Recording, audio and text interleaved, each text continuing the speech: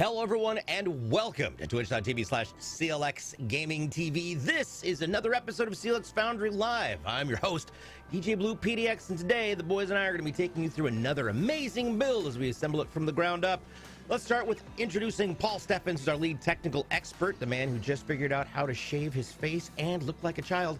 And master builder today is Zack Killingsworth, who still has all of my hair and refuses to give it back. Never.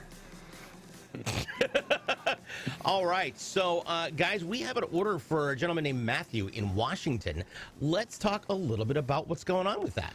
Yeah, we've got a real good build today. This is a Ra that he configured on our website. So we've got an i9-13900KF going on a STRIX Z690 with 32 gigs of DDR5 RAM, 4070 Ti for the video card, and a bunch of other good stuff. So we might as well get into the motherboard first. I'll give that to Zach here. I'll get that unboxed. And then I'll start pulling the panels off the case. This is a black O11XL. Nice. I'm always doing that. Let's go ahead and go over some of the rules of the show. First of all, guess what? We got codes. See what the codes are for. The codes are for an amazing giveaway. It's for our CLX Ra Powder Pink February edition Valentine's Day themed computer. So if you'd like to know more, type exclamation give pink. No. Yeah, exclamation give pink. That is going to get you the link to get into it, and we have codes. Well, I don't have codes. Ivory has codes, and he will meticulously hand those out when he deems it appropriate. If you beg him, I'll find it funny. Also, we've got, you can find more, find codes in our Discord at discord.gg/CLX Gaming, and on our socials, that's YouTube, TikTok, and Twitter at CLX Gaming. So definitely check out all of the socials, find all the codes, hunt for the numbers, and who knows, you may be the recipient of a brand new PC at the end of February. If you have questions about today's show, what we're doing and how we're doing it, please feel free to ask us.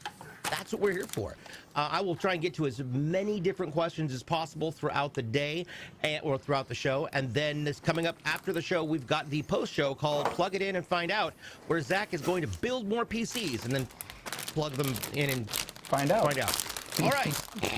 So back to our build here. Let's go ahead and start talking about this beautiful motherboard. Zach, this thing is an Asus ROG Strix Z690F gaming Wi-Fi.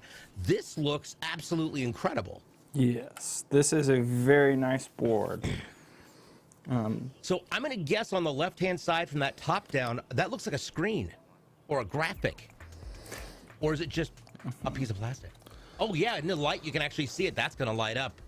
That's going to light up nice and well. That's incredible. This thing can take up to 128 gigs of DDR5 RAM, which is awesome. It comes with some really cool features that I'm always jazzed about you guys getting excited for. Plus, it comes with my favorite thing to talk about, and those are heat sinks. So let's start with the cool feature that you two are just dying to go over. Tell us about it.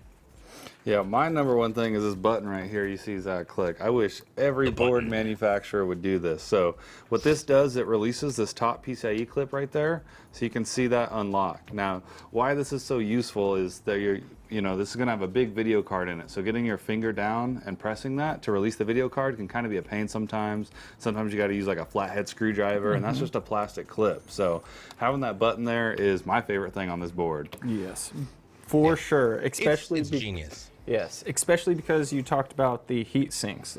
With everything just kind of getting brought up off of the board, being able to punch that release lever down, that just makes it so much easier. Awesome. One of my favorite. Yeah, ever since you pointed that out, it was one of those no-brainers where I thought, that should be kind of an obvious that I can't believe it took this long for somebody to invent. I completely agree. But yeah, so there you go. This board can take a multitude of different types of devices, including let's talk about the M.2s alone. I believe this thing can handle up to 4 different M.2s underneath those heat sinks. Yep, that's which is wild. It is, yeah. So we obviously have, the ones that are pretty obvious, the one up here up top, another one under it, and then this long one here. We see this on some high-end boards. This is actually covering 2 slots. So we've got 1 slot on this side and 1 on that one. So there's plenty of room for storage expansion, especially at a high-speed rate if you're somebody looking to really access those files quickly. So Excellent. It also comes with multiple different PCIe slots. What do we got and how many of them do we have? Yes, we have 2 PCIe by 16s, the 2 long ones there, and then 1 PCIe by 1. So that second number, that by 16, refers to the length. There is by 1, by 4, by 8, and by 16, but you're usually only going to see by 1 and by 16. Gotcha. Okay. I do know the socket. It is a socket LGA 1700, which means it can work with 12th and 13th gen Intel processors, which, we're using, obviously, the best, the 1300 series, the 13 series, which is nice. It also has its own Turbo Max technology 3.4 boosting on this board, which is interesting. Yeah. Real quick, before we talk about that, Zach is putting in the processor now. What are some of the cool features about this processor when it comes to placing it on the board? So 13th gen and 12th gen processor, Intel processors have a triangle in the bottom corner, and on the motherboard is a triangle.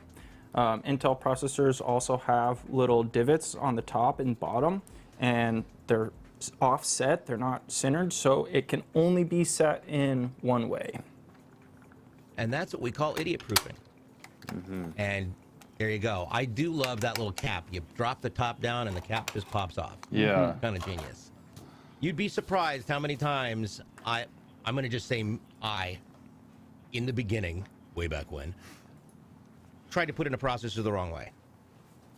Yeah. Mind-numbing stupidity. Yeah, it can be done. You want to line up those because, like, for this, we've got pins on the motherboard, so if we tried to squash that processor down, we could force it down, but we'd probably break some pins on the motherboard. Yeah.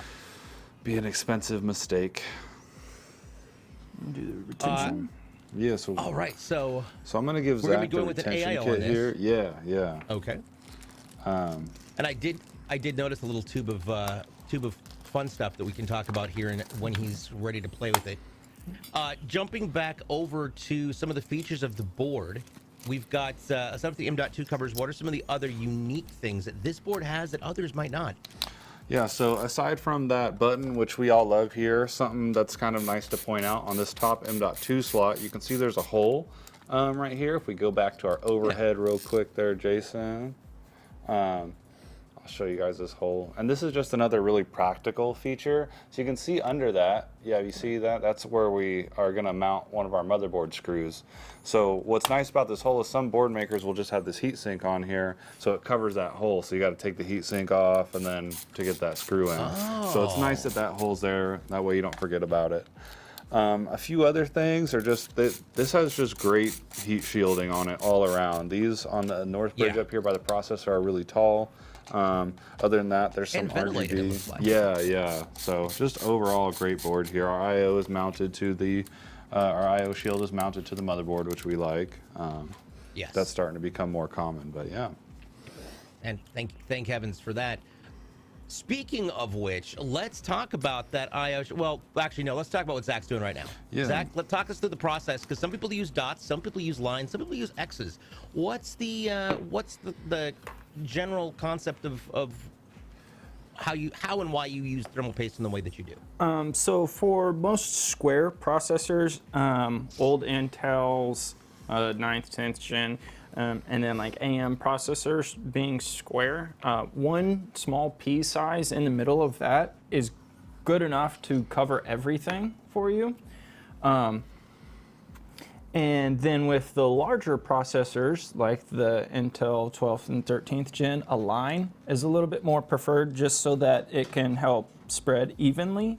And then you even have like your Extreme Edition Intels and your Threadrippers, and then like your Epic processors. Those are even bigger, so that's where like an X with maybe like a dot in the middle to just help it spread out is just kind of preferred. There is such thing as too much. So yes. Got a couple of questions coming in from the chat. It looks like as far as do you only get to redeem one referral code? If you're meaning the codes that we're giving out on stream, no, those are, you can redeem all of them. That's one of the reasons why I've been collecting them. I give out codes on my stream. We give out codes on this stream. And of course on the social channels as well, plus in the Discord. So make sure you check them all out. Use as many as you can because it gives you just that many more chances. Now, right now, Zack is screwing down to the motherboard an AIO, and this is a CLX Quench 360. This is a closed-loop liquid cooler. Is it not? Yeah, that's so right. let's talk about that and cooling options, especially for 13th gen processors. Yeah, so like you mentioned, we are using our CLX Quench 360 AIO here. That 360 refers to the size of the radiator, so we can fit 3 120 millimeter fans on this.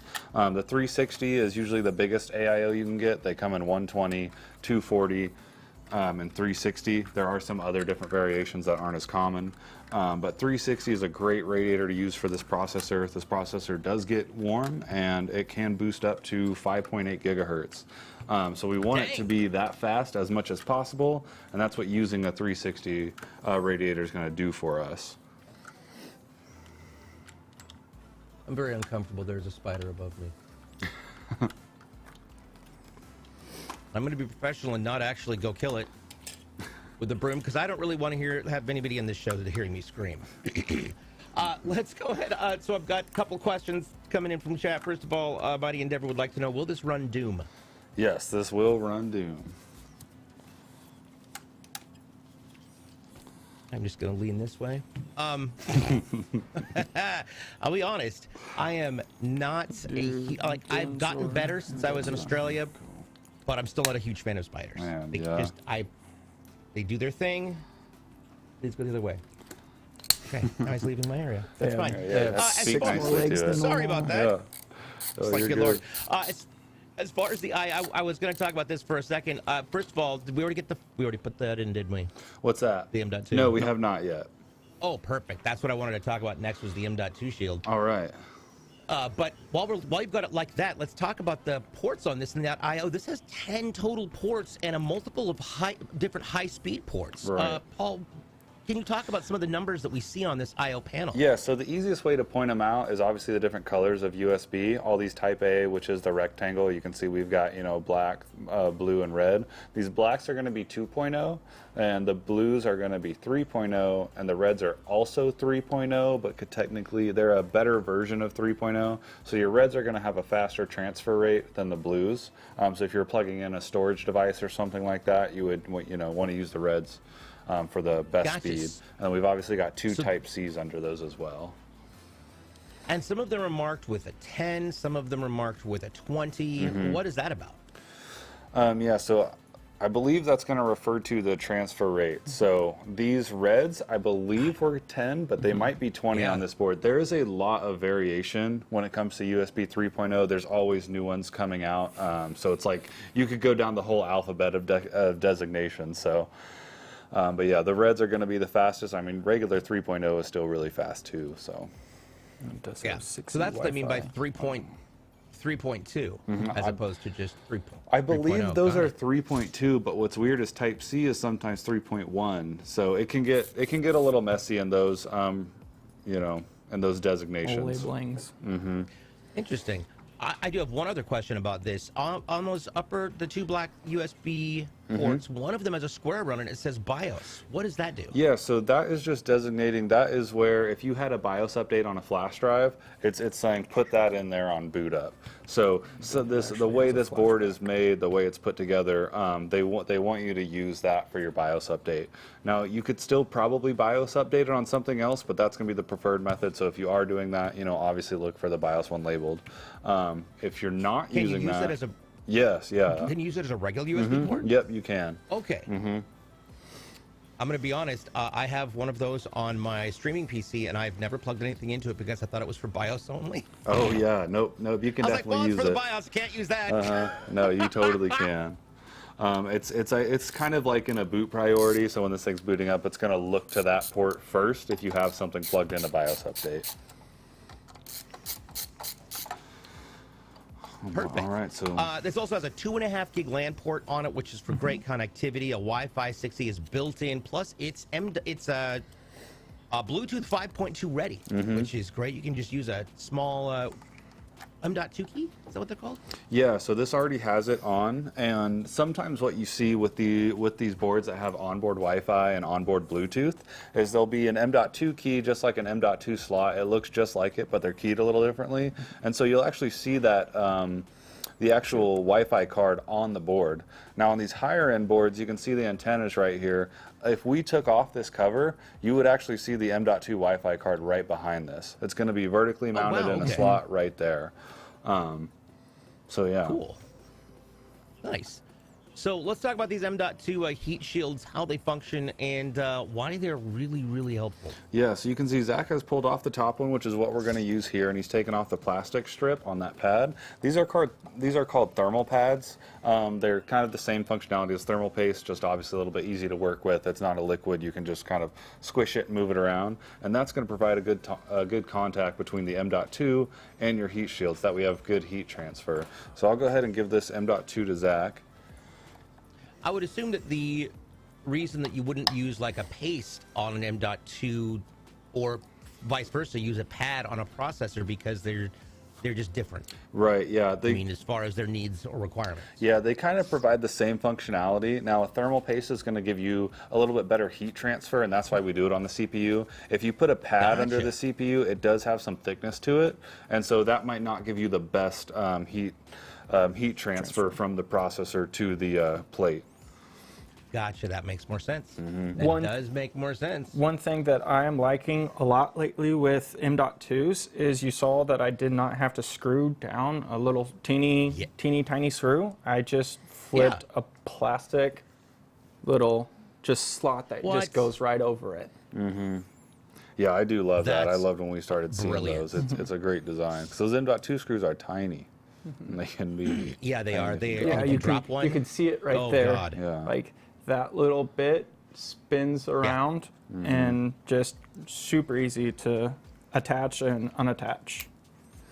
After I hunted amidst two Great Danes sniffing over me at the process years and years ago, for several of the tiny screws, I pulled everything into a shoebox and then put a giant white sheet on the table and put everything back on the table to start putting it together. So if I dropped it, I would see it.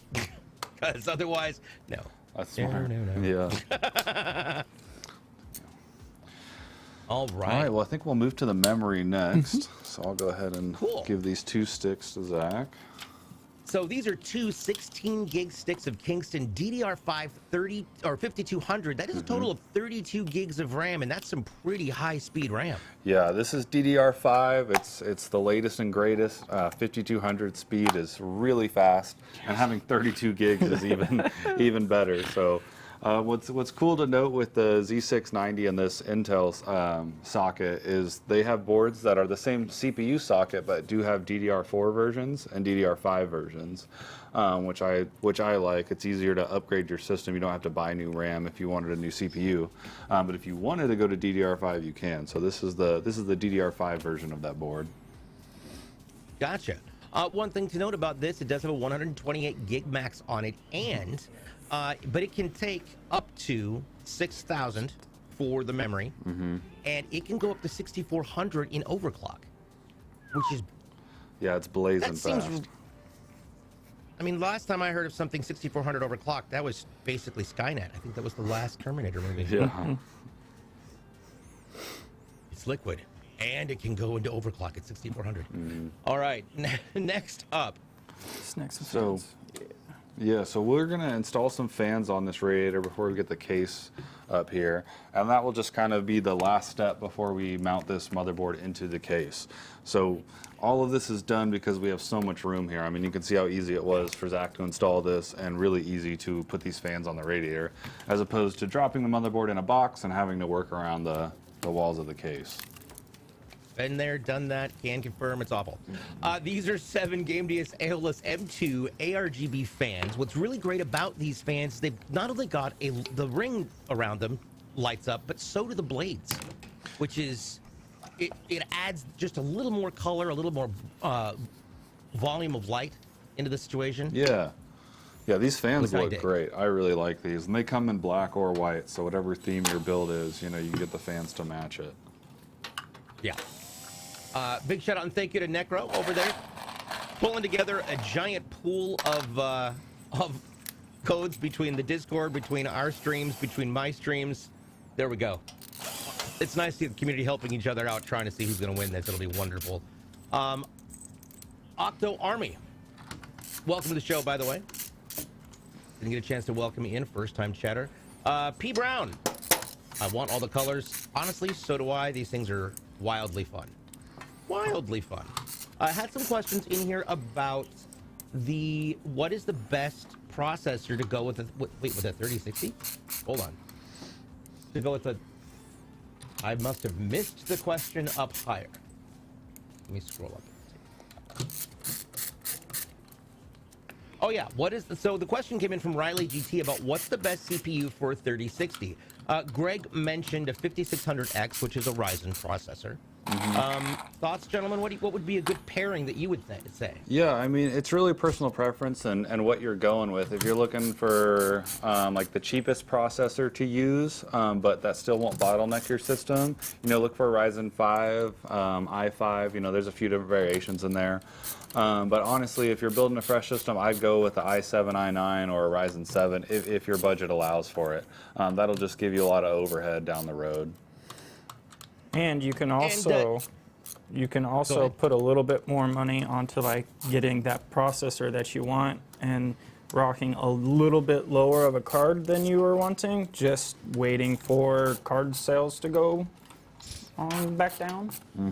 That's a good idea. Just, like if you can get one part that's going to last 7 years and one part that you'll have to upgrade here in a little bit, that's always worth it too. Yep.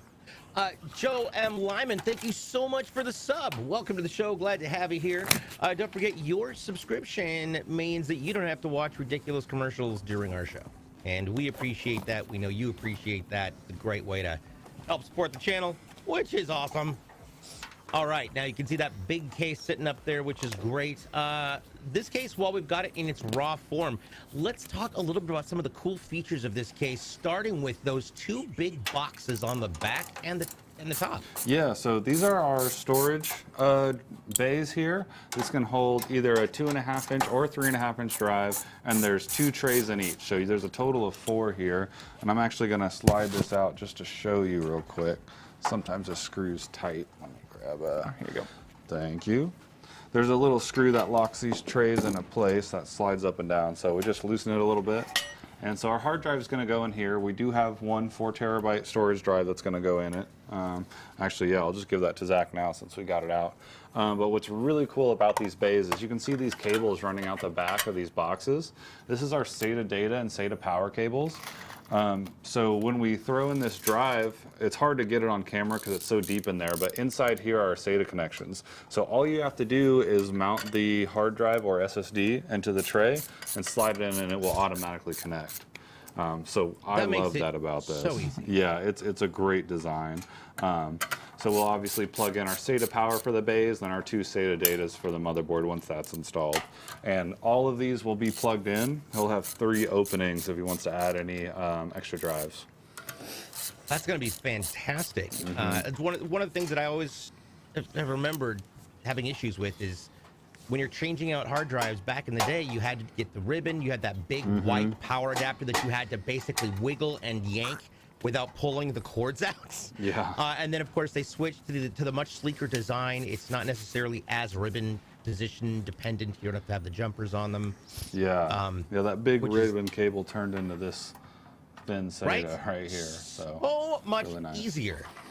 Especially if you had to, like, if it was for some reason installed upside down, your drive, you had to twist that cable to make it work right. It's just, absurd. We were talking about me yesterday when in a Zoom session. That's awesome. I like that. Unless while my ears were burning. Sounds like a plan. All right, so we've got our fans connected to our AIO. Which direction are those pushing and which or pulling? So these are going to be pushing through the radiator, and the radiator is going to be mounted to the top of the case. Which we're actually about to install right now. So Zach's going to turn this case over and we'll start mounting our motherboard here. Perfect. Interesting little factoid. Motherboards are mounted to things called Standoffs. Shock posts? Standoffs, yep. Standoffs. I knew there was something in there. Standoffs, they're the little risers that we saw. Yeah, they had to take one out on Tuesday's show, which was cool. But yeah, they stand off the back a little bit. And what's the purpose again for a standoff? So the purpose for this is to make sure that the motherboard is not touching the metal of the case. So the only metal this motherboard will be touching is those standoffs, and you can see these holes in the motherboard with the silver around them. That's a good grounding point for those. So that keeps the board separated from the case. Huge shout out to my buddy Crucian Gaming. Crucian's in the house. We've worked together on a whole bunch of different projects, from Outpost Discovery to Astro to you name it. Good to see you, my dude. Good to see you indeed. Kanar is here, one of the best cooks when it comes to cooking streams on the planet. Love it. Seeing lots of people here. So, next up, we got that screwed down and mounted in. You got to get the motherboard all mounted on there. One thing to note, if your motherboard is not lining up with the standoffs on the back of your case, there is a very real chance that you might have the wrong board in the wrong case. How easy is that to do? So it is pretty standardized. So if you've got, this is how that's broken down is in a form factor, and what the designation for that is ATX, which is a full length, which what we have. So our case and motherboard for this are ATX. Then you have MATX, which is slightly smaller, and then you have ITX, which is extremely small. So for an ATX case, we can mount an ATX board, an MATX board, and an ITX board. We can mount any of those in here. You might have to move around a few of the standoffs that are in here. Those just unscrew like a screw to make sure those holes line up. But if you have a big enough case, you can fit all the boards. Now, if this was an MATX case, a little bit smaller, the board would be too big. So even if it looks like the board would fit inside the case, if it's an MATX case, where those standoffs are not going to line up with your ATX board. Yeah. And the only reason I bring that up is because I've had a situation where a friend of mine had, well, he got gifted a motherboard by his community. He was gifted a case by a company, and he just tried to install all of it in there, and it did not quite work out so well. So that's the reason why I bring that up, because he got his IO shield and then was like, well, I don't really know. For some reason, none of the PCI slots are lining up with any of the plate covers. I said, well, that might be a problem, guy. So, and sure enough, that whole thing shorted out. It was not pretty. Yeah, that's too bad, honestly. You can, those standoffs can ruin your board if your board touches it in the wrong spot. Now, most of the time it won't have that effect, but it definitely can. Yep, absolutely. In Need of Temperance asks about EATX, and that is when you have your motherboard installed with a cheeseburger. Yeah, no, that's a great designation. I didn't mention ETX. It's EATX. It's like a small modification to an ATX. So what that E stands for is extended, and so that means it's a full ATX board that is extended out a little bit. So you would need mounting holes a little bit further over here where these grommets are. Now, some cases will have like a tray that'll slide in here and give you the extra mounting holes for that. Gotcha. Perfect. Nice. And we'll get that all in there and get those fans routed. Now, there's two different stages of the cable management. The first comes with the fans, getting them all into the back. What are some good tips and tricks about routing your fans as you're installing them? Yeah, so for me, I always like to, so like for this top radiator here, these 3 fan wires are going to be coming out the back of the case, and once they're out in the back, I like to basically turn them into one cable, and you kind of want to plan where you want all your cables to route, since these are going to be plugged into a controller box. We want all the ends to end up in generally the same area, and then take out the slack as needed. Yeah. One thing to note that is I'd say it's a trade-off in design uniqueness, but one of the things that I love about this case is the SATA bays in the back, SATA bays, the drive bays. But one thing I noticed that this doesn't have is, like the Evolve X has, it doesn't come with those little Velcro straps in the back. Oh, now, right. And I know you guys use zip ties, but here's a question, because you know how they've got the Velcro little strappy straps that you can use to keep things together behind your desk. I'm using about 8 100 of them right now. Is that something that you would recommend using when it comes to cable ties, or would you recommend just sticking with the zip ties? So you can definitely use either or. They're going to provide the same function as far as getting those cables. Now, I prefer using zip ties, and we use zip ties here because it is an overall cleaner look. Usually with those Velcro, you know, they're made to fit a lot of sizes, and you're not really going to snip off the extra of the Velcro. So you might have to wrap it around a few times or have a little bit of it sticking out. So with the zip ties, we can get them tightened down and then just snip the ends off, and it just gives you a little bit better look. The zip ties are usually a little thinner too than those Velcro straps are, so they just look a little neater, honestly. Nice. All right, poking as we've got that side view there, looking at the back, there is a giant hole down on the bottom. What's that for? Yeah, so are you talking about this hole right here? Oh, and the back. Okay. Yeah, where the fingers are. So that's where our power supply is going to mount. So our power supply will mount there, and all the cables will be behind this main part of the case. And what's good about this design is the power supply is going to bring its air in here through this side of the case over here and exhaust it out the hole that you see. So none of the heat from the power supply is going to be in the main portion of the case. One really cool thing that I still love about these that I think makes them stand out above most other cases that I've ever seen is the fact that it's got a 2/3 depth design. And what I mean is that unlike other PCs where that motherboard sits right up on the back of the PC, this motherboard sits about 2/3 of the way back, leaving a very large space. Now there's different reasons for that, but what are some of the biggest benefits for having it in this position? Yeah, so your biggest functional benefits are, like we just talked about, the power supply, and the heat from that can be on the other side of the case and completely out of the way. None of that heat will get in. It will also just improve airflow through here. And one of just the design things that I like is it just gives you a really clean look. You know, you don't have this brick of power supply with the cables down here. Now, some cases that we've done, like the Evolve X last time, you know, we had the shroud that covered it.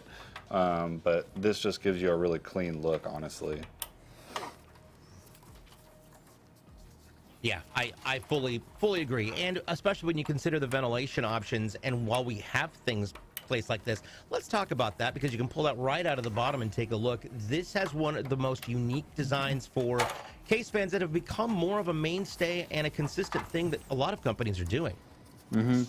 Yeah, so on every surface around here that's ventilated, we have magnetic dust filters that are, so we've got the one on the top, and there'll be two on the back with that panel. And then there's this tray that will slide out of the bottom. So very easy to swap out, just slides right out. There's a little tray it sits in. You can just pop it back in. How would you go about cleaning one of those? So I would just pull them out, wipe them down. If it's real bad and you're wiping them down with a rag and it's not coming off, you can definitely rinse them off with some water, spray it down. That'd be the really easiest way to clean it. Just obviously make sure you dry it off before you reinstall it. Yep, absolutely. And that's the nice thing, because there is room for airflow. As you can see, the O11 Leon Lee cases come with a forward and rear foot on them, so it does give you a nice gap. So long as you're not sitting this on carpet, especially shag carpet. If you have shag carpet, you should not bring a PC. You should be buying new carpet. Just kidding. We love shag. 70s is awesome. But it does give you that lifted air area, so you can get that air pushed up into the PC, and so you've got your two exhaust ports out the back and up the top. But the one thing you want to be careful with when you're putting your PC on anything is making sure that it's going to protect it from static electric discharge. So what is that? How does it affect PCs? And what are some recommendations of things you can place it on in order to prevent that from happening?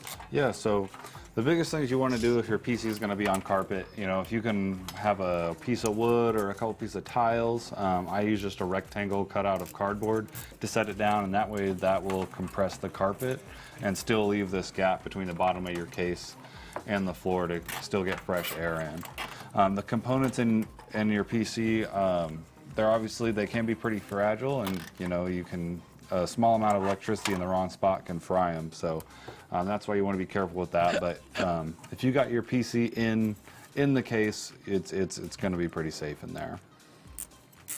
I'm just going to point out that you're a troll, Ivory, and I love it. He's over here like, I have 24 codes.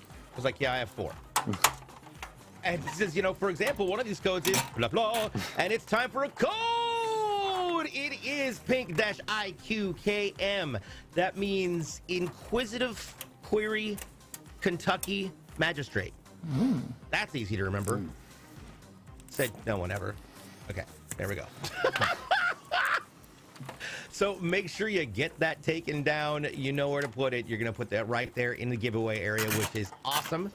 That's another 100 entries for anybody who redeems that. I quickly kick monsters. That is even better. I like that. I quickly kick monsters. Oh, God. All right, so we've got that done. One thing to note, as you can see from this perspective right here, is those rubber grommeted areas that are just to the right of the motherboard that are part of that angle as it goes towards the rear. What is the use of those, and why are they so helpful? Yeah, so this is where we're going to be routing our cables through. You can see they almost have like little rectangle fingers on here, and that will allow the cable to go in between those rectangles and still block some of the air passage there. So it keeps the air on this side, and it just gives us a really good clean look as opposed to just a giant rectangle hole there. Gotcha. There are a bunch of plates that are there just on the far right-hand side. Those look like they could be removable should you need them. Yes, so you can remove those and install some more fans if you wanted to. If you're not, you want to leave those in, and that just helps keep the air on one side, the fresh air on where you want it. Where am I plugged But those can be removed, and you can install at least 3 more fans there. HD. Wait, that might not trigger it. Oh, unfortunately, Sconce, no. They are randomly generated. There's been a couple that have been hilarious. As far as the codes have gone, there was one for Horus that was, oh God, there were different words. There were different words in different languages. It was hilarious. Doc Chaos saw it and just about came unglued. He thought that was the funniest thing he'd ever seen. All right, so now we've got this up. Rotating back around. Now we do have some more fans. Obviously, there's going to be the 3 going on the bottom, which we'll get to in a minute.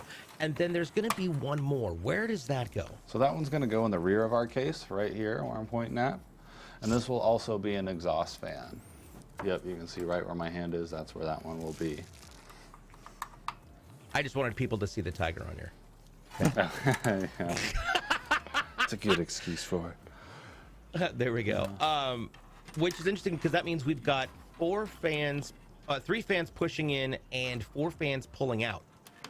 Right, yeah, we've got our 3 intakes on the bottom, and then 3 exhausts on the top, and another one right here out the back. Yep, perfect. Awesome.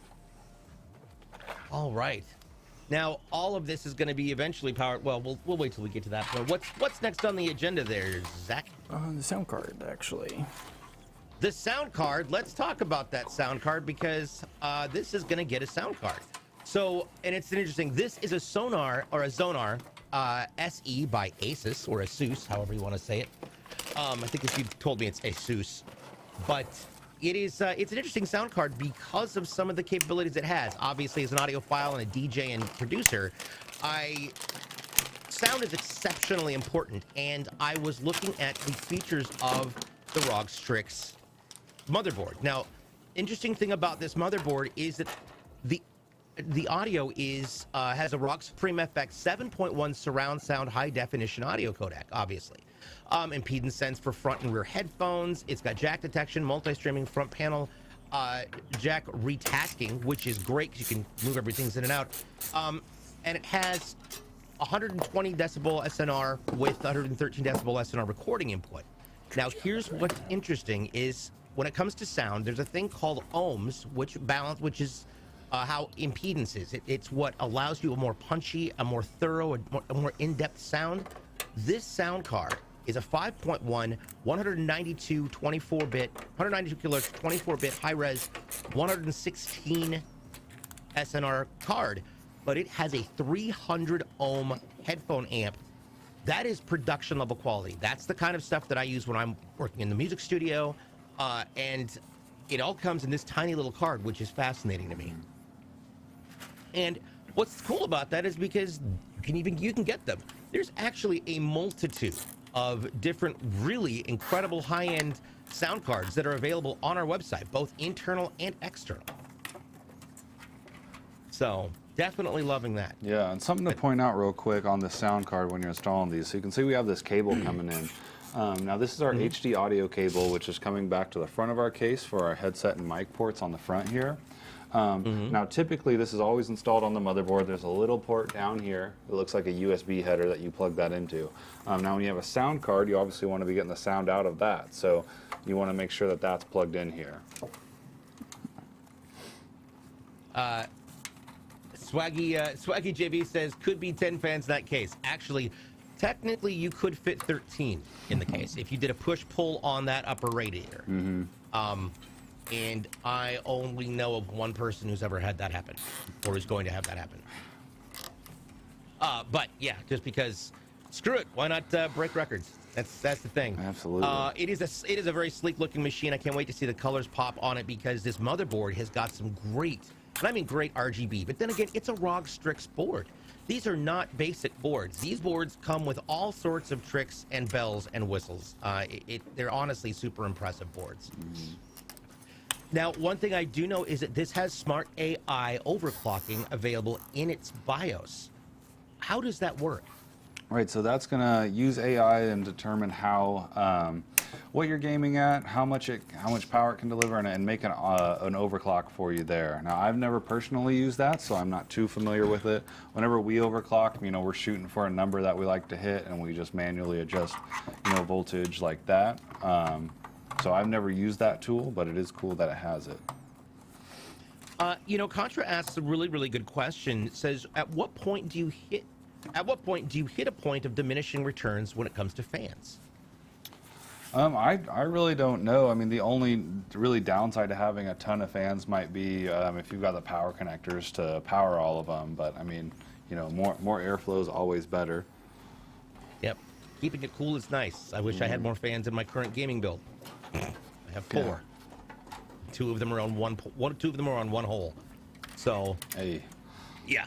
Yeah, I've got a 120 push pull for my liquid cooler. It's one of those moments. Like if it was an i7 maybe, but this is an i9 9900K, and if I play Rainbow Six Siege in this thing, I have to pull the side off because the tubes get hotter than I feel comfortable touching, which is not a good thing.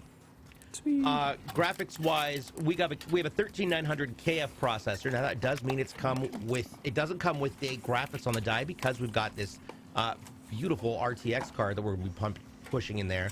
But this board does come with, and it's becoming more of a regular thing on mid and upper tier boards, is it comes with a display port and an HDMI port on there.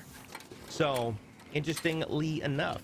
Now, let's talk about this, the beast in the box. This is an RTX 4070 Ti. These just came out, and it looks like it's by MSI. It's a Venture 3. That's right, yeah. This is an MSI Ventus 3X, so it'll have 3 fans, and it's got the Ventus cooler on it. Nice. So we're going on. As you know, we handle and deal with a lot of different variants. I'll say variants of the cards. For those who aren't familiar with it, let's talk about what the differences are with these different manufacturers' versions of the cards, as opposed to, say, the Founders Edition. Yeah, so the biggest difference, first off, is just going to be the overall look of the card.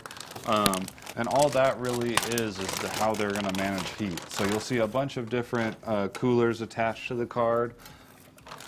And then the other difference is they usually have some sort of overclock from one of these factories. So you want to look at base speeds. It's not a crazy overclock that's on them, but it is something to look at if you're interested. But really for me, once you decide on the card you're going to get, like if you're like, I'm going to get a 4070 Ti, so you're going to look at which brand to buy, I usually just kind of go off the theme of my computer. So if I've got like a red PC, I'll try to find one that's, that's got red heat spreaders on it or fans, something like that. Yep. Agreed. I'm very much into the aesthetics of it because it's a big chunky piece of what's going to be sticking out there that you're going to have to look at every time that you look over there and drool over your own PC.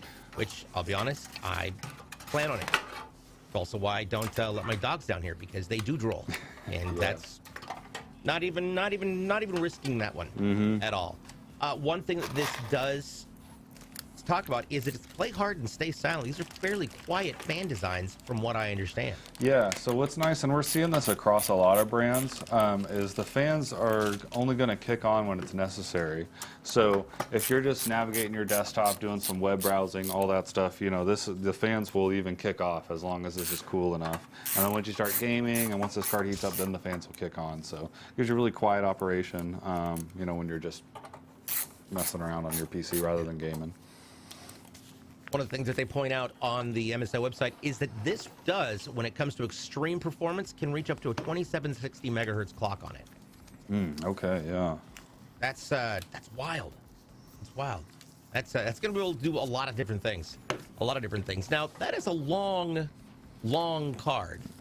But interestingly enough, we don't really... an actual GPU is tiny. Right, yeah. So this card is, the length of this card is almost half just heat spreader. So I'll hold it like this. Now this orange line, yellow line, whatever it looks like to you, this is our actual PCB, our actual card here. And you can see that it stops right here. And the rest of this, our backplate just extends out. And this is all just to let heat flow here and for the fan to cool it. I'll tilt this up and you might be able to see behind this a little bit. You can kind of see my finger moving up and down behind this. So this is... Oh yeah, you can see right through it. And then if we get in here, you can see this metal bar, that's this shiny part right here. These are actual heat pipes. So they're coming from on top of the GPU itself, running this way, and then spreading that heat throughout all these little fins here, and then the fans blow the air through it, and that's what cools it. Awesome. So do you have an example of how that works in a deconstructed model? I do. So I've got a 1050 Ti. If you've watched the show before, you've seen us use this card. This is a dead card that's out of warranty. So I went ahead and took it apart for use as an example. So I've got it here. So this is an actual video card. And what this would look like if I didn't take the fans off would be this right here. So a lot longer than what it is. And yeah, this is the card itself. So you can see the actual GPU is right here, all this thermal paste is. And then we've got our memory chips around here. These memory chips are 1 gig, so this is a 4 gig card. But really, if we compare this to the 4070 Ti, they're almost the same in length. They're very close as far as PCB goes, that line there. So yeah, this is really what your video card is. Everything else is just to take care of the heat it generates. Gotcha. Interesting. Yeah, I just never. Until you first showed me that, I had never even thought about what went into them, and it's just mostly the cooling, which is wild. Those look like 120 millimeter fans. Are they, or are they a little bit bigger on the 140 side? I think these are actually a little bit smaller than 120 mil fans. I'd probably say they're 110s. Yeah, I would guess 100, 110s. Yeah. How many different size fans are there for these? So there's quite a few difference when you get on the video cards. I mean, it can be anywhere from an 80, 90, 100, 110, 120, anything up there. And what you'll see some brands do is they'll have 2 larger fans on the outside and put a smaller one on the inside. I think Gigabyte has the design where the fan in the middle spins the opposite direction as the other 2 to kind of create like a vortex, bringing like fresh air in. So there's a whole bunch of different designs. Which again is another genius strat, but there's so many different variations of how these can function and how they work. And that's one of the things I like about the Gigabytes is that kind of flow. It's got that ebb and flow of it goes out and down. It's just thinner in the middle, but it's a nice fluid design. Yeah, it looks cool. Yeah, and I have to agree with Ivory on that. It's always easier to complain. I'll say just complain about something than it is to actually celebrate something. If things work, we're like, cool, awesome. If it doesn't work, then we're, what the, why, oh my, and you know, so, but take everything with a grain of salt. So In Need of Temperate says, my last 3 GPUs were all XFX and only the newest one has had an issue and got sent back for RMA. I still like the brand and still think they make a good GPU. Just the newest ones had a slight issue, and it might not be their fault. It might be software because we don't know why my GPU drivers were crashing on a fresh Windows install. Ooh, that is a good question. Yeah, we do Loki in the house. We do a lot of XFX cards here as well. And yeah, What does that mean? So that's the brand of the card. So like how this is MSI XFX's actual brand. Now typically we see those on Radeon cards. So those are usually the AMD side. Okay. So yeah. There's so many different options and so many different technologies. Speaking of technology, Zach's playing with a box that looks like something to do with violence. No, just kidding. What are you plugging in there, Zach?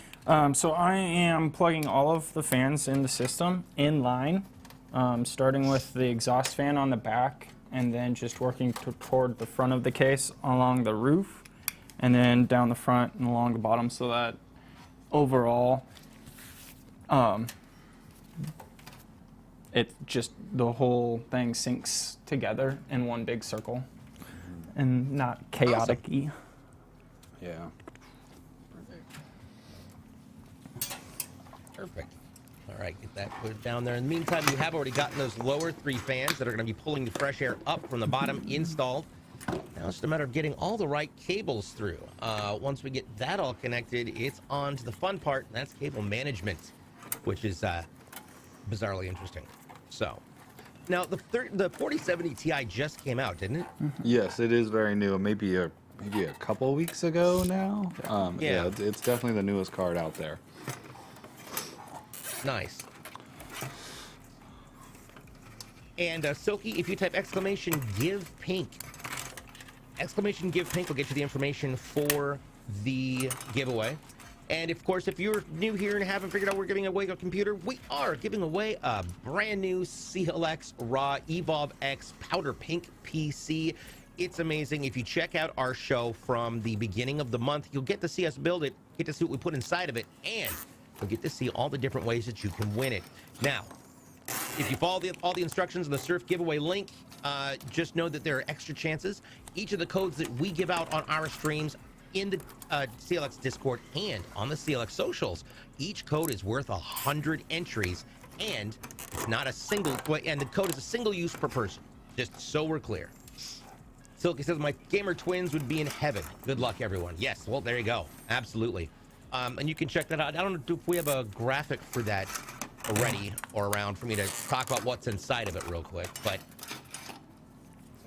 I'll let yeah, the powder pink. Okay, let me do this. I'll go over the stats of it real fast here just in person. So this is not only, it's a multi-custom system, which is super rad. It's got a Fantex Evolve custom case, the powder pink custom paint. It's a Fantex Glacier 1 240 RGB AIO white liquid cooler on an ASRock X560 Steel Legend board with an AMD Ryzen 7 5800X. It's an overclockable CPU. You've got 2 custom sticks of, and this is the coolest thing, Kingston Fury Beast RGB Special Edition 6 of RAM. They're white, so it matches the inside of the case and the board, which is super cool. You've got a Fury Renegade 1TB M.2 drive in there, plus an NVIDIA GeForce RTX 3060 with an extra terabyte 3.5-inch Seagate Barracuda hard drive in the back of it. It's all powered by a 750-watt PSU. It's a Gamdias Kratos M1 Bronze, and it's also RGB. Comes with Windows 11, but that's not the only thing. First of all, mad shout out to Evolve X and to Fantex, and Kingston for helping us with this project. Plus, Glorious Keyboards walked in and said, hey, we have something that'll match that. So now you also get, with this win, a Glorious GMMK Pro Prism Pink keyboard, completely custom designed to match your powder pink build, and it is going to be awesome. If you'd like to know more, simply click on the link in chat. You can go to the details section and have a look for yourself. There's also great pictures there of our CLX Ra Powder Pink Edition PC giveaway for the month of February. So best of luck to everybody on that. I truly cannot wait to see who wins this. Yeah, all right, that'll be a really cool system to win. That memory was the first time we had even seen it. So yeah, big thanks to Kingston, Fantex, Glorious, for providing all that stuff. Yeah, it looks so cool. It looks cool. Yeah. While we've got this shot right here. Let's talk about those ports we see on the front of the case, because it's not just what's on the IO shield, it's those ports right there. What do we got that's going to be helpful? Yeah, so we've got a total of 5 USB ports. We've got 2 of our Type A's up here and another 2 down here. These 2 down here can be easily missed. And then we've got a Type C, and then we've got our headset and audio port as well. And when we were talking about the sound card, those are what we plugged into the sound card. Awesome. Okay. So with the sound card in, will the ports on the back of the motherboard still work, or are they just obsolete at the moment? Yes, they will still work. Oh, they will still work. Yep. Awesome. So you kind of got double the pleasure, double the fun. Now, if you're, to take full advantage of that sound card when you're plugging in stuff, you definitely want to plug it into the ports on that sound card. Yeah, absolutely. Which is interesting. I'm kind of excited to. I wish we could talk to people after they get their build and say, hey, you know what is it you're using this for? Because we were trying to look at it. You can sometimes tell a gaming PC versus a streaming PC, but when you've got a sound card in there, I start wondering what kind of audio you're producing. Are they a video designer? Are they, an audio soundscape designer? It's going to somebody in Washington, could be a game dev, somebody working in an indie studio. Lots of different options there. Yeah. I do love that top-down view right there that we just had, because you can see how all the fans are just outlining it, which is great. You'll get a lot of cross color in this. It's going to look fun, especially when you see the way that board lights up. It's got rear RGBs on it as well, so it's going to light up that back panel of the case. It'll look really fun. Yeah, this is going to look really good. So we are. Oh, go ahead, yeah, DJ. talk about that. Yeah. No, so, Zach, talk about what you're pointing at right there. So this is a GPU anti-sag bracket. Ooh. And what that does is, because the 4000 series and late model 3000 series were so big, they just kind of tend to sag down a wee bit. And this is how I can actually stick the graphics card in here, and then have a little block that actually holds the graphics card up to whatever level, so that it's level. And you can see that this holds a bunch of different sizes of cards. It'll support a lot of lengths. So, yeah, like Zach mentioned, these cards that are bigger do tend to sag if you don't have that. And something to point out too that I wanted to show.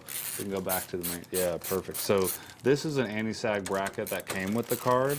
Now, we don't like these here. These don't provide the best support, because this will just help keep it stable. So how this will mount, we'll obviously have our card in our system like this. And then this anti-sag bracket that comes with it is going to mount kind of like right here, and it'll support the card a little, but it still only has one mounting side over here. It doesn't hold it from the other side. So we won't use this. We'll use these brackets that Zack installed, and we'll show that once we get this in here. But that'll support it from both sides, so this thing will be really stable. So, sorry, Gotcha. I thought it was the triple. Oh yeah, this is a 2-slot. This card does feel good. What the heck? Yeah, and honestly, the weight of this card, it won't be super necessary to have that anti-sag bracket, but it's good to have it in there. And so what I thought was, being a 4000 series card, most of these cards are a triple slot card. This is actually a 2-slot, so it only takes up 2 PCI slots, which is insane that we're getting back down in size. Interesting. Greg actually asked a great question in here. It mentions, do you all ever do any vertical mounted GPUs? Yes, yeah, we do. It's pretty rare that we do it, but there's some instances where we will do that. That will depend on your case. So this case does have that capability. Sorry, Zach. And so does the Evolve. Quite a few of our cases have that capability. And if you don't know what vertical mount is, that means that this video card, how it's sitting in here right now, this is the regular mount or a horizontal mount because it's sitting horizontally. A vertical mount will actually have a tray that goes into the case to where the video card will be standing up. So it's a really good way to showcase your card as well. You can see the fans from the outside of the case and everything. I'll tilt this case a little bit so that we can show. I don't know how my lighting. Let's pull it back a little towards you a little bit. Well, trying to show this that's in there. If I can get a back shot, Jason. Yeah. By the way, if you guys have any questions like that, please feel free to ask. That's what they're here for. They're the experts. They're the ones who know it all. So definitely keep asking those questions. So good stuff. That's Zach? actually what this little bay is for. There is, this can hold a little 2-slot graphics card vertically mounted. Which is rad. All right. So this is the little bracket guide. Get that all put in there. It's a great design because it's using the motherboard as the basic, but it's got it at each end, you know, which is weird because, you know, last week we talked about, or earlier was this week on Tuesday, we talked about the difference between left mount sag versus a right mount, because you've already got that left support from the case itself, but the right side is just kind of hanging there. Yeah. Yeah, having it supported on the right side is just, I mean, you're basically like, you're mounting this video card almost to the case, essentially. It's obviously installed in the motherboard, but it's using the same mounting as the case. So it's just a really solid way. And when we ship these out, we'll have foam that's put in here. We have these packets that they mix and pop, and then they form to the inside of the case. So this will be supported by that as well when it ships. Gotcha. Okay. Now, as we're looking into it, what comes next? So once this is in, we'll probably plug in the power to the video card. So the video card comes with this adapter here. We're seeing a lot on the new video cards, they have a 12-pin power, which most power supplies don't have yet. It's this connector right here. There's 12 pins. It is small. It's kind of hard to get the camera to focus here. I'll try to get it there. But 12-pin power, and so it's going to take 2 8-pin PCIe powers from our power supply. So this will go to the card, and then our cables from the power supply will go in here to power the video card. Gotcha. And then after that, it's really managing the cables. Zach's already got pretty much everything managed back there. We will install the power supply, which we can start going over now. I'll actually start getting this out of the box. Cool. That is going to be a gigabit. Sorry, I want to say gigabyte. It's That's gigabyte. a whole different. You're right. It is gigabyte? Yep. Okay, Yep. well then I'm backwards twice now. This is fantastic. It is going to be a 850 watt gigabyte GP P850GM 80 plus gold. Now, we do a lot of 80 plus bronzes, but with this an 80 plus gold, what's the benefit of that, and what are the different scales of power supply? Yeah, so that 80 plus rating is going to refer to the efficiency of your power supply, which is basically the power coming, how much power it's pulling out of your wall versus how much power it's using. So to get an 80 plus rating at all, it's got to be 80% efficient at 3 different power ratings. That's usually at 10%, 50%, and 100% load.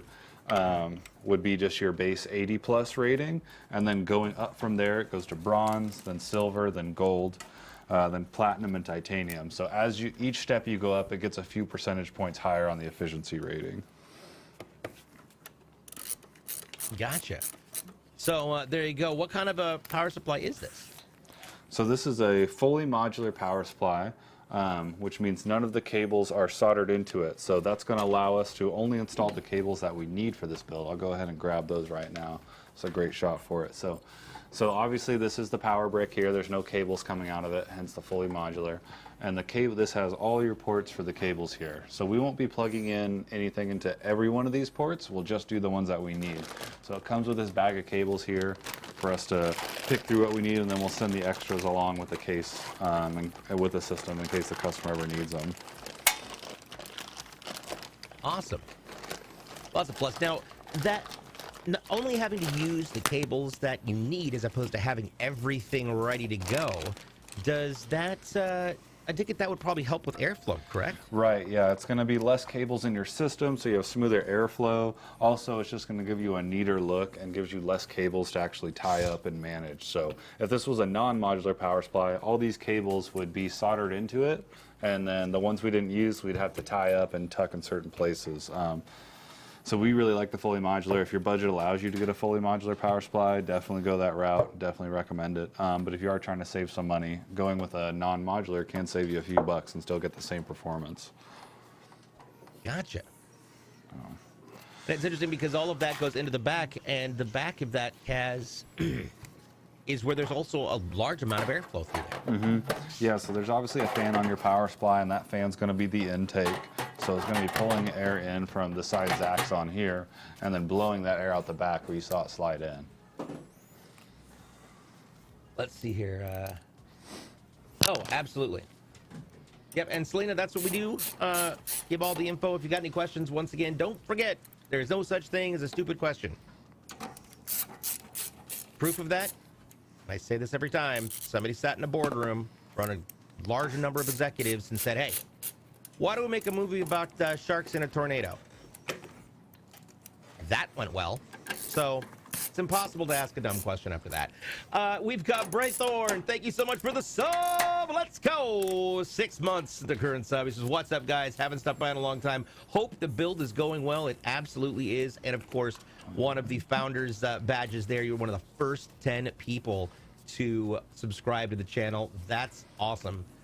Doc Chaos says they need a vibranium-rated series power supplies with Captain America and Black Panther graphics on them, licensed only from Marvel. That'd be awesome. That would be hilarious. Hey, and what's up, Raythorn? Thank you for stopping by, man. There's like 12 twist ties on this one cable. I was looking through some of the different things because you'd mentioned, you know, the different manufacturers and stuff, and it's funny because there's actually a brand new white series 4090 that is out. Ooh. 4080 Vulcan and 4090. Okay. Now, I've not heard that. Now, I've heard the reference to Vulcan only with Rainbow Six Siege because there's two different modes. You can do it in regular or you can do it in Vulcan. Now, on my old PC, which I was streaming from and gaming from, I used the Vulcan because it was much less intensive. So, what would a Vulcan graphics card be? I haven't used that, actually. I've been too familiar with that brand. So, but I'm sure it's just another brand that will put their cooler on it and maybe adjust some things of the card like that. Gotcha. Okay. So, yeah, I thought that was interesting. There's many there. Yeah, we might have seen maybe a couple models of theirs, but not a main one that I work with. Gotcha. Now, so pretty much any company can go through and make a housing for a GPU. Yeah. So, I mean, I'm sure it's kind of hard to get the agreement with NVIDIA, but essentially what these companies do is they'll buy the cards from NVIDIA and then engineer their own cooler on them to make them run a little bit better. And like I said, maybe put an overclock on it. And then that's where you can kind of really get the aesthetic you want. So some brands might be like, hey, I don't see a red 4080 on the market. Let me put this red back plate with a bunch of RGB, you know, and do all that stuff to it. So that would actually be super cool. Imagine being able to pick your own color for your graphics card housing. Yeah, or having an entire graphics card housing that is just LED that you choose the color and it just lights up that color. Oh, it's like that new. But it's got like a white base on it. Oh yeah. And then there's some companies that will take your graphics card, shave all this down, paint it, put a wrap on it. There's a whole bunch of like crazy stuff you can get into with that. Wow, there's a lot of customization you can do. Absolutely cool. All right, so now, Zach, what you up to back there? Looks like you got things to tie and play with. I am tying down the 24 and the CPU. I like getting those down first before all of the VGA cables. Just helps make it look cleaner and a little bit nicer. Okay, awesome. So this is where the real nitty-gritty of the cable management comes into play. So look at that G-Stats coming in with a gift sub. Let's go. Can I get a banana and a pineapple themed computer? I feel like that, as long as it's not a banana and pineapple themed pizza computer, that's great. Yeah. Like, I like now personally, I like pineapple on pizza, but I cannot fathom an environment where pineapple would ever be a thing you would put on pizza, but I'm also not one to judge. Do you do you. I am all about pineapple on pizza. Yep. I think it's great. I agree as well. You know, speaking of things that are great, I just noticed the braids on the side of his of your hair. Oh, thank you. That's got to be helpful keeping it out of your eyes. Yes. I dig it. So speaking of things that are awesome and wonderful, I would love to throw some attention over to something that I think is awesome and wonderful, and that's the CLX Gaming website. At clxgaming.com, we try and make it as easy as possible for you to pick and choose and design a PC that meets your needs and fits your branding.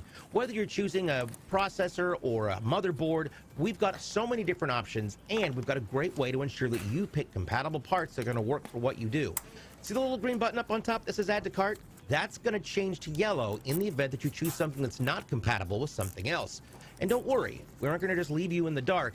Once that happens, you can click Solve Conflicts, and we'll show you the right options and what your options are to solve or resolve the issue. If you need to change the RAM to something different, or if you need to change the motherboard to something different to handle the right processor, we've got it all there, and it's perfect. You can customize the design to add anything from sound cards to capture cards, choose your own graphics card, you name it, we got it, and there's multiple different styles and designs of the cases that give you just a little more autonomy over how this system will look and how it's going to fit into your scene.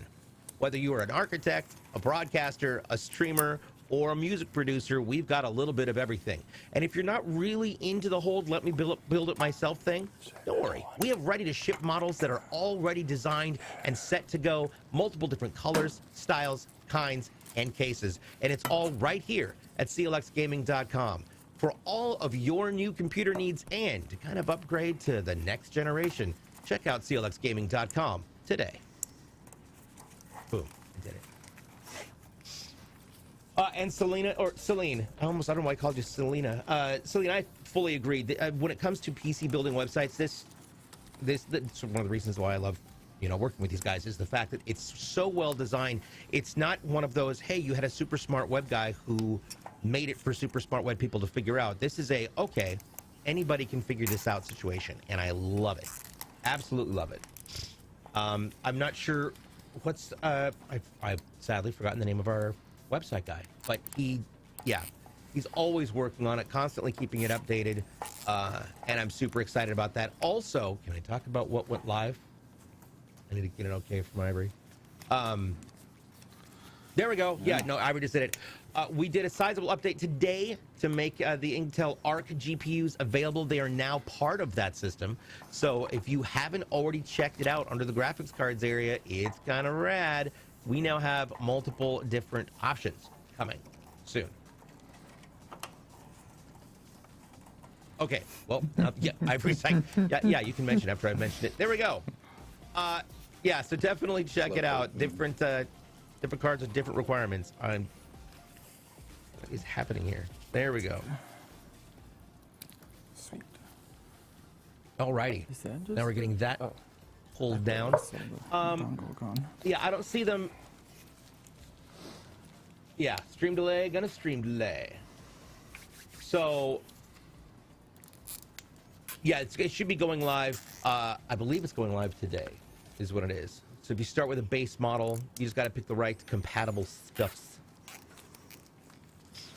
Yeah, and that's one of the things that I like. I've gotten a lot of experience over the years working with, working with PCs and the ins and the outs.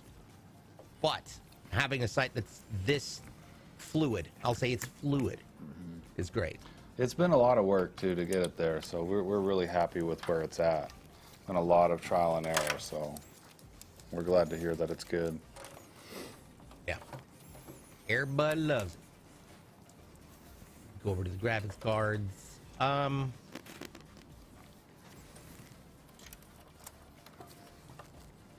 Yeah, it's there. I'm not sure.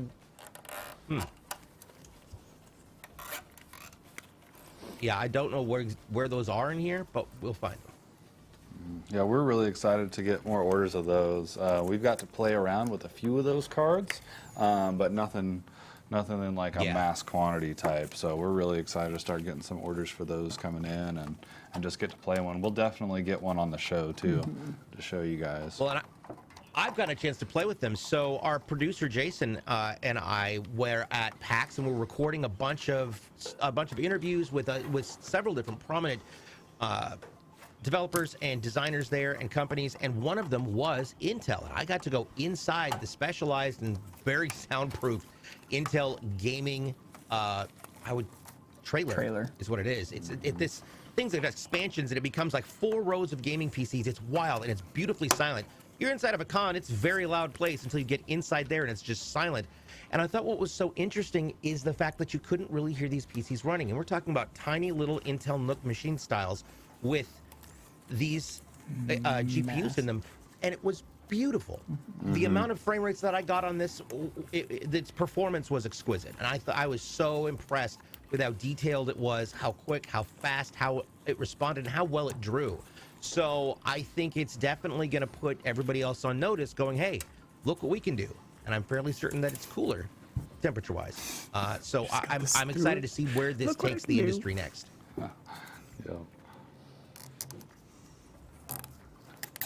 So, all right. Alrighty. All right, so Zack's pretty taking much there. That was it. the last clip. So There cool. we We'll go. spin this thing around and start getting the panels put on. Look at that. So we'll start That's with a this big- back that's a big panel boy. to cover up this channel. Here, I'll give this to you, Zach. I've got the screws right here. Let's can we show that while you're doing it? Yeah, for sure. We'll go to where, if we can go to the side shot real quick. Let's rotate it a little bit. Oh, other way. Yeah. Because this is interesting, because we saw this on the Evolve X on Tuesday, and this one also has one. And this what does this panel do, and how is it helpful in the flow of things? So this panel is going to cover all those cables, a nice channel where we manage our cables. So it's going to cover those, and it's also going to enable just smooth airflow through the back of here. So it's angled out to match up with the angle of the case there. Just gives it a real good look. 4 little screws hold that thing in place. One thing to keep in mind that I forgot to mention earlier is, in the event that you need to go through and replace something, say a fan goes out, or you want to add another piece of gear to your rig, do yourself a favor to save some time, energy, frustration, and you know, your hairline. Good joke. Is to take a picture with your phone of your cable management once you start pulling your PC apart. That way you know how to put things back together so that you keep them in the way that the professionals do it. Because if you don't, you risk everything from reduced airflow and cooling potential to something touching a fan, which will sound like your entire PC is about to explode. It's not, but it will sound that way. Yeah, the fan wire and a fan always sounds scary, but it's no big deal. Gotcha. I'm trying to get all this cleaned off real quick before we put this panel in. Here, Zach, you got the gloves on. So all these panels, I really like this case for the panel design as well. So these all just slide in, no screws holding these on, and then the top panel goes over the coverings for where all those slide in and keeps everything secure. There we go. And just to clarify, I'm just going to add a real quick question. Now, you mentioned the back panel venting, correct? Mm-hmm. Yeah, so you can see Zach's got that in his hand there with those magnetic filters. So that's where our power supply is going to bring air in. Gotcha.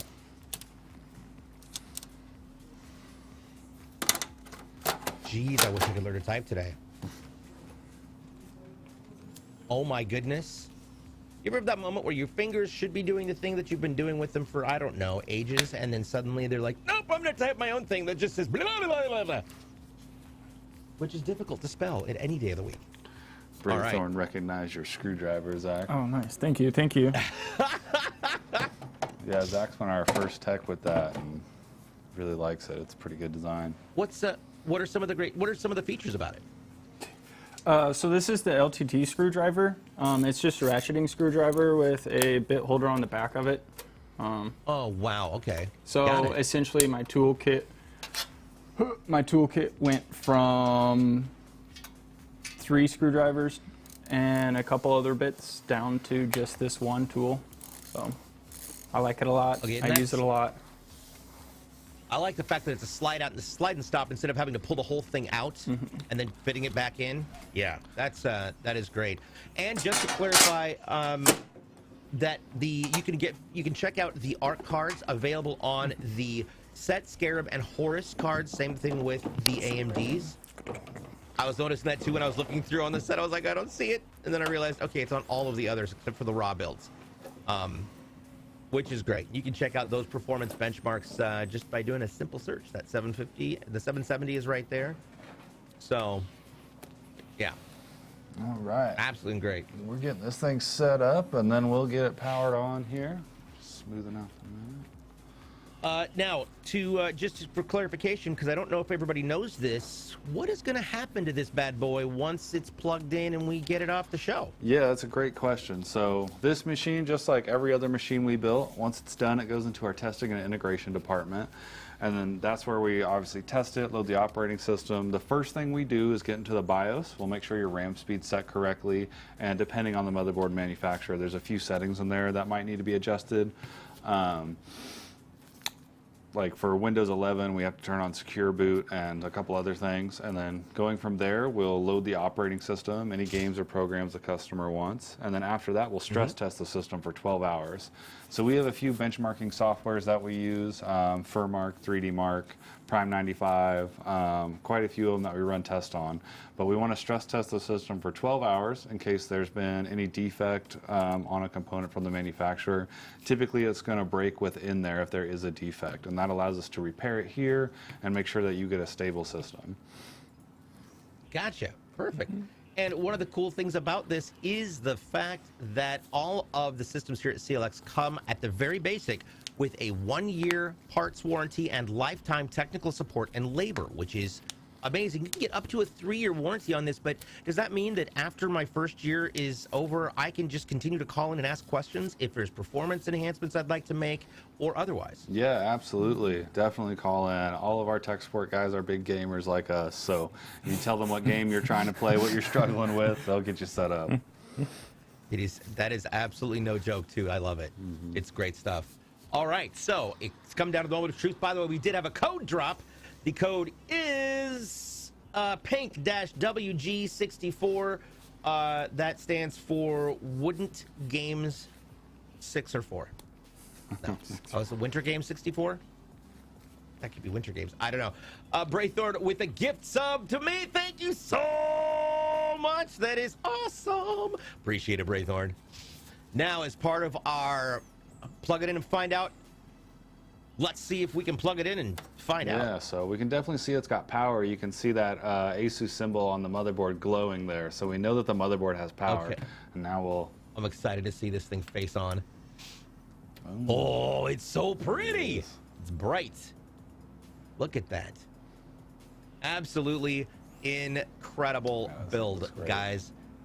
So just to go back over what we've got, let's check this out. Here is what has gone inside of this build. This is a CLX Ra with an Intel Core i9-13900KF processor that's mounted on an Asus ROG Strix Z690F gaming Wi-Fi motherboard. It's got 32 gigs of DDR5 5200. That's 16 gigs of Kingston memory plus an NVIDIA RTX 4070 Ti graphics card. The operating system's installed on a 2 terabyte Samsung 970 EVO M.2, and the rest of the storage is a 4 terabyte Western Digital Blue hard drive that's been installed in the hot swap bays in the back. It's being cooled by a CLX Quench 360 closed liquid cooler, and it's got 7 Gamdias AEOLUS M2 RGB fans with an 850 watt gigabyte power supply that's an 80 plus gold, and it has a Creative Sound Blaster XAS in it. No, sorry, it's an Asus Zonar SE 5.1 in it. SE. There we go. Zonar SE. So, yeah, congratulations to Matthew in Washington for your PC. This is awesome. It's going to head over to testing very soon, and we are going to head into the second part of our show. So we're going to take a quick break, and when we come back, it's going to be Zack on desk to see what he can make, what he can break, and how he can do it. Just kidding. I'm really hoping you don't break anything. Please make sure that you follow all of our socials for the latest and greatest in all of things happening here at CLX Gaming. That is CLX Gaming on YouTube, TikTok, and Twitter. You can also find us every Tuesday and Thursday here at CLX Gaming TV on Twitch, where we go through the process of building so many different machines for so many different people. Our show always launches at 11 a.m. Pacific. That's 2 Eastern, Tuesdays and Thursdays. Tune in to find out more and to get your next codes for the CLX Ra Powder Edition. Holy crap, that's a spider right there. Powder Edition. Is that ivory spider? Yeah. Composure's fun. Where was I at? Tuesdays and Thursdays right here on the show. You can get that CLX Raw Powder Edition entry. Each of those codes is worth 100 entries. You can find those not only across the social media, but also in our Discord at discord.gg/CLX Gaming. And over on my channel, the DJ BluePDX channel, I'll be giving out I'll be streaming later on today. Don't climb on the camera. It's going to climb on the camera. Climb on the camera. I do not want it to climb on the camera. Oh my God. Okay. So that being said, I'll be going live later on today to talk about when and where you can find that next code. On behalf of Jason in production and Paul and Zach, I'm DJ BluePDX. Thanks so much for watching, and don't go away. We'll be right back. Thanks, everyone. Thank you.